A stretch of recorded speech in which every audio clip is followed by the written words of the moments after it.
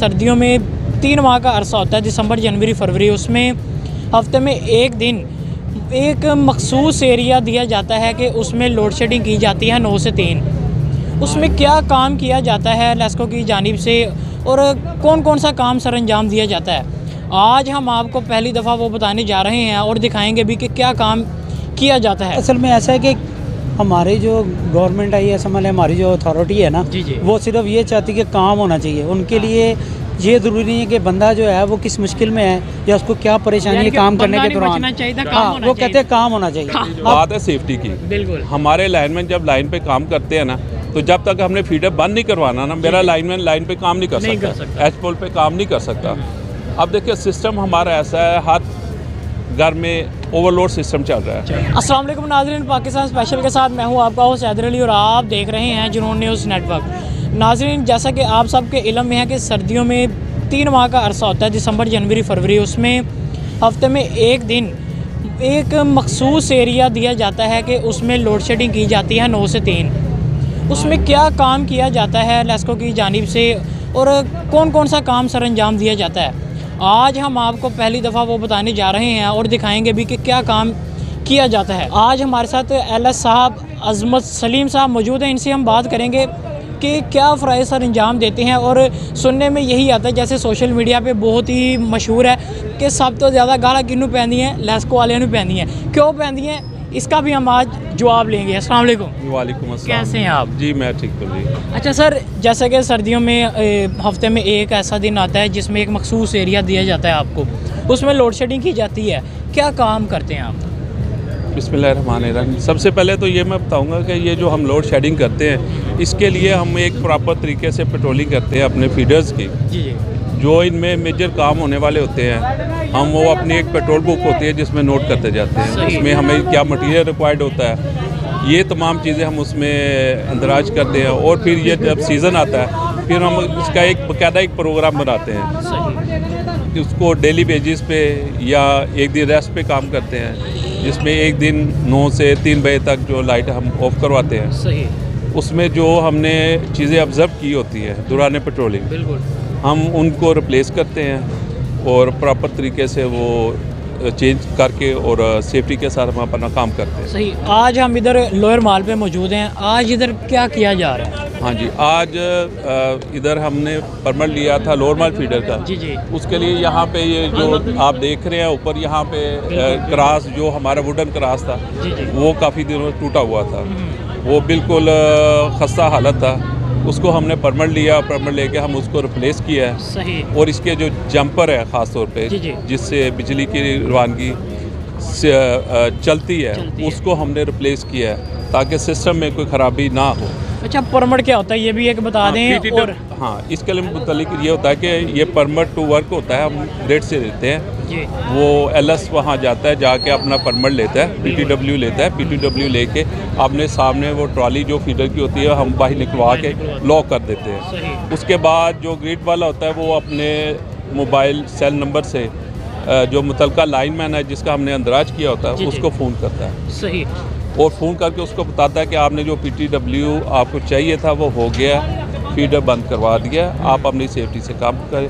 PTW permit to work होता है। बिल्कुल ऐसे ही है जी, ये हमारा परमिट की बात होगी। इसके बाद एक और ये भी बहुत ज़्यादा सुना जाता है जी, सुनने में आता है कि लाइनमैन की अमवात, वो किस हवाले से होती है? देखिए जी, अभी तक तो शुक्र अल्हम्दुलिल्लाह हमारा जो सिस्टम है या हमारी जो सब डिवीज़न में शुक्र अल्हम्दुलिल्लाह, अल्लाह का शुक्र है कि कोई ऐसा वाक़या रोनुमा नहीं हुआ। जी। इसमें यह है कि अगर हमारे लाइनमैन भाई सेफ्टी के साथ मुकम्मल एहतियात के साथ काम करे तो इंशाल्लाह ताला ये वाक़यात बहुत कम होते हैं, बहुत ना होने के बराबर होते हैं। और हमारी तो पहले दिन कोशिश होती है कि अगर लाइनमैन मेरा काम कर रहा है तो हमने लाइन को दोनों परमिट के बाद, पीटीडब्ल्यू के बाद लाइन को दोनों तरफ से बंद करना है, अर्थ करनी है, प्रॉपर अर्थ करके और तसल्ली कर लेनी है कि वाकई इनमें कोई लाइन बैक तो नहीं आ रही, कोई जनरेटर वगैरह की या इस तरह की कोई चीज़ वापस बैक। क्या इसमें यूनिफॉर्म की कमी भी कहा जाता है?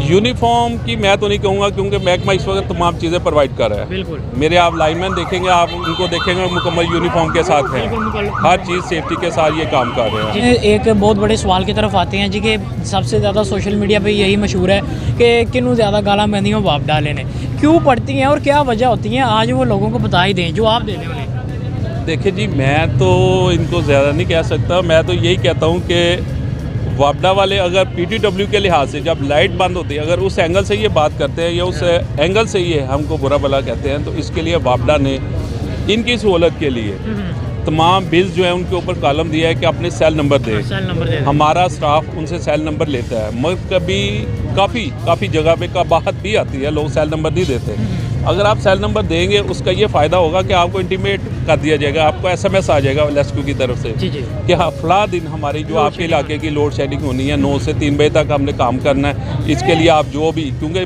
मैसेज 1-2 दिन पहले आ जाता है कंज्यूमर को, तो अगर ये चीज़ें हम भी डिपार्टमेंट के साथ ताउन करते हैं, आवाम भी करे हमारे साथ ताउन करे, तो मे बी कि ऐसा कोई इशू नहीं होता। इसके अलावा अगर लोड शेडिंग होती है ज़्यादा उस वक्त देखे बात उस वक्त की नहीं है, बात है सेफ्टी की। बिल्कुल। हमारे लाइनमैन जब लाइन पे काम करते हैं ना, तो जब तक हमने फीडर बंद नहीं करवाना ना, मेरा लाइनमैन लाइन पे काम नहीं कर सकता, एच पोल पे काम नहीं कर सकता।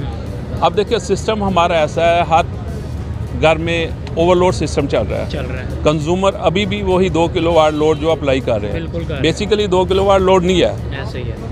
आप किसी कंज्यूमर का बिल उठा लें और उसका लोड चेक करें, आप लोड चेक करेंगे डेफिनेट 4 और 5 किलोवाट उसका लोड होगा। क्या बात। ये चीज़ अगर कंज्यूमर हमारा साथ दे, ये चीज़ें कंज्यूमर जब हम उनको नोटिस देते हैं वो दूसरी तरफ आ जाते हैं कि वापडा वाले बड़े जालिम ने।